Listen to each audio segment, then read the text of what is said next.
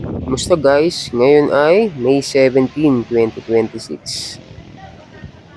Date upload at first time lang din namin makapunta ng Tanay. Dito nagkaayaan ang aming family para naman daw maiba.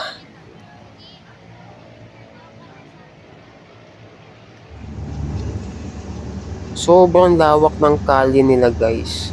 Sabi ng friend ko, mas mura daw dito. Kung kumpara sa Tagaytay ha.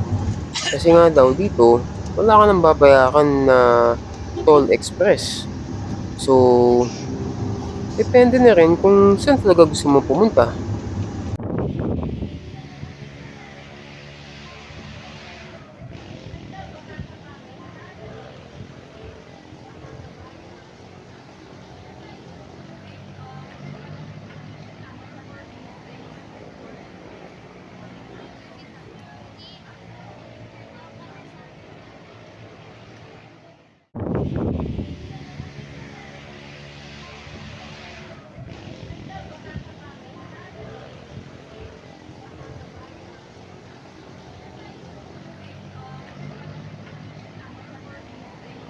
Nung pumunta kami noon, hindi siya umuulan.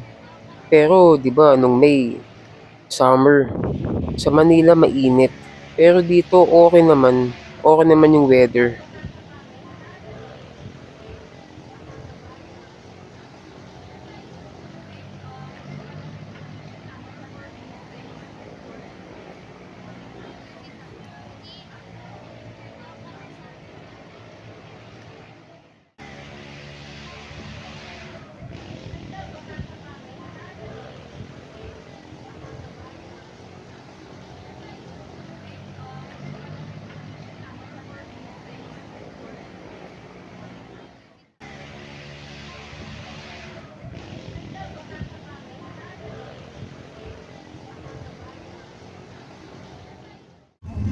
Ito yung aso namin, si Samantha.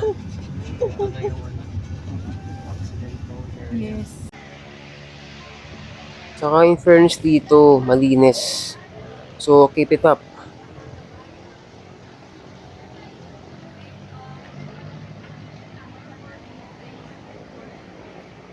Ayan, medyo malapit-lapit na rin tayo. Yun no?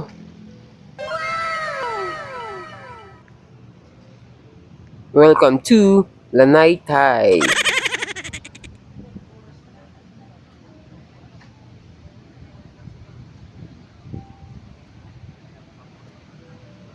Grabe, pati dito, malawak pa rin ang kalye.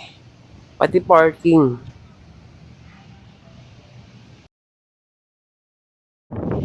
Touchdown, Lanay.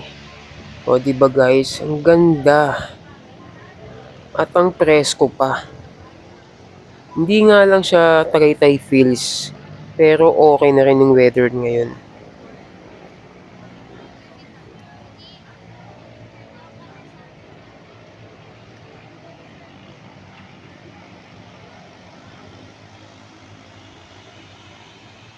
Kung napansin nyo, bigla nag-iba yung size ng screen ko. Sinubukan ko kasing nakahiga, naka-landscape. So, okay na rin palang nakatayo next time. At least nakapag-experiment pa, di ba?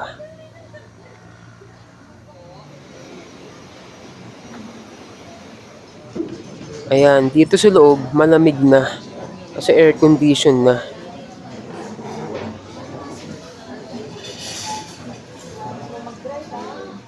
Labas tayo ulit guys, habang naghihintay ng pagkain. Yung malaking puno na yun, no? Naalala ko yung Forevermore. And you were just a dream I once. Ay, mali. Huwag na nga. Baka umulan pa eh. Yan, pasok tayo uli.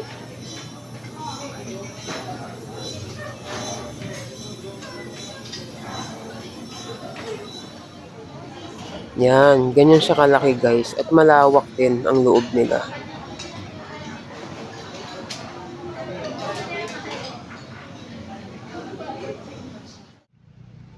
Ayan, labas ulit tayo. Makikita natin yung mga picnic tables. Hindi ko lang sure kung puwedeng mag-dine out dito kasi wala namang waiter. So, ewan ko baka lang.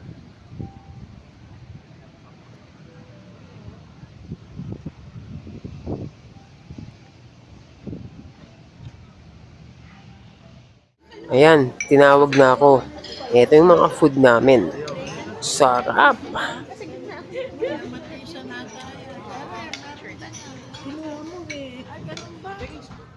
Actually, wala naman siyang pinagkaiba sa iba, no? Siguro ito, ibang lugar lang.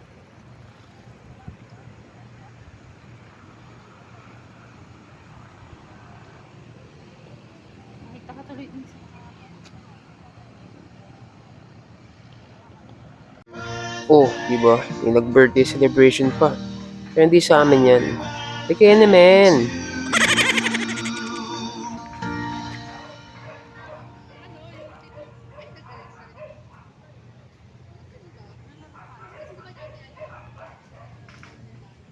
Sobrang lawak talaga nila guys.